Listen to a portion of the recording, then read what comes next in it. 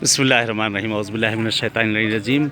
ये इस वक्त मशहदुल मुक़द्दस से तकरीबन 50 किलोमीटर, लगभग 45-50 किलोमीटर की दूरी पर आए हुए हैं। इमामज़ादे फहरिस्तान जो तबादगान बोला जाता है कि इस वक्त माशाअल्लाह यहाँ बर्फ़ भी गिर रही है, अल्लाह की रहमत नाजिल हो रही है।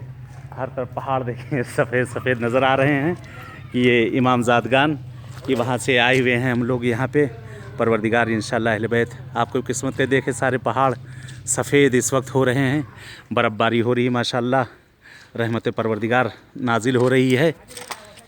ये सामने वो इमामज़ादगान हैं ये कि जो फहरिस्तान बोले जाते हैं, और पांचों कब्रें इस वक्त इनकी यहाँ ज़रिया अक़दस के अंदर हैं। ये मशहद से काफ़ी दूरी पर आए हैं। ये चौथे इमाम की औलाद में से हैं ये पाँचों, एक बीबी हैं और 4 इसमें मर्द हैं। कि यहाँ पर बताया जाता है जैसे कि ये रास्ता यहाँ से निकल रहा था और खुदाई की गई, बहरहाल बिल्डोज़र वगैरह जो आते हैं वो ऊपर की तरफ नहीं जा रहे थे, रुक जाते थे इस जगह पर।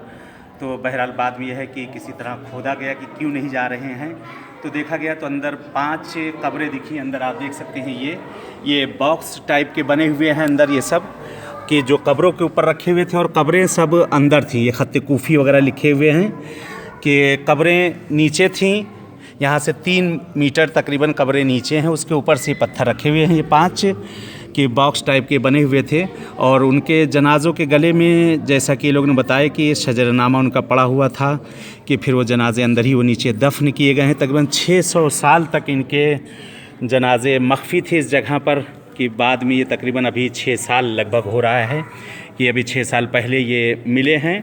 और यहाँ पे नीचे, यहाँ से ये रास्ता है नीचे यहाँ से जाने का, ये आप लोग देख सकते हैं कि ये जगह, ये नीचे यहाँ कब्रें वगैरह जो अंदर ये खुदाई की गई है, नीचे कब्रें वगैरह यहाँ से मिली हैं अंदर जाके।